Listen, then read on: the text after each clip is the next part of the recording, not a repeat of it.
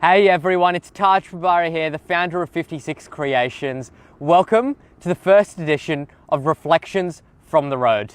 Today, we talk about our experiences from working with young Indigenous kids in Aurukun, far north Queensland. You've got to turn it on.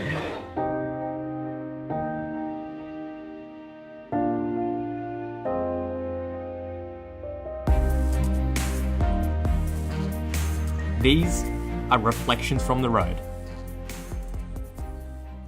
So even though Aurukun was really just in our own backyard, it took a while to actually get there. We had to get a flight from Brisbane to Cairns, and then a connecting flight from Cairns to Weipa, and then a 4 to 5 hour drive from Weipa to Aurukun. And I guess it's quite a regional location. 1,300 people is the population, predominantly Indigenous people. So we had a lot of nerves going in, and I think as facilitators, it was quite interesting because we'd never actually experienced that. We'd read all about Aurukun, we'd seen all of the news articles, the blogs about the community's thoughts towards education, towards outsiders.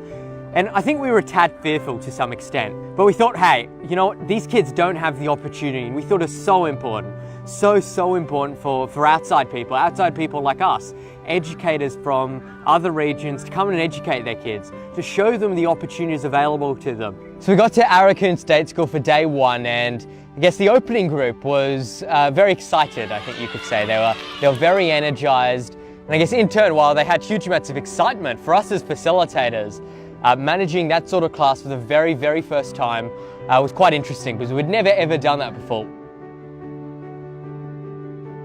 And the kids just wanted to do things. They wanted to interact, they wanted to experiment, they wanted to play. They all wanted to try new things, so we never actually had to get the kids out of their comfort zones. They came to us out of their comfort zones, wanting to try new things. Risk-taking was 10 out of 10. They wanted to try new things.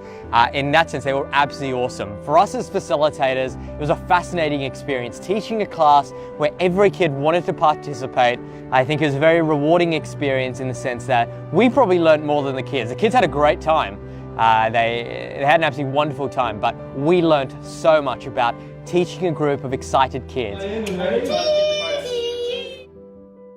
So our workshop with the senior primary students was really quite interesting and I think quite eye-opening. We were being told by the teacher that the school had recently introduced technology into the classroom and they were using a speaker in the lesson.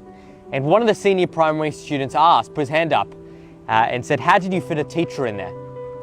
And he pointed to the speaker and we thought, wow, like a speaker, that's something every single kid takes for granted. But these kids have never ever had the opportunity to even think about technology or even understand what's out there in the world of technology and innovation. And yeah, that for us, I think that was probably one of the flagship moments that we thought, wow, like this is why we're doing it. This is our mission, this is our vision. And by the end of this tour, we want every single kid to know about the opportunities available to them. You know, sometimes it's a little too easy to completely buy into the notion that young people living in less privileged regions are way too far behind.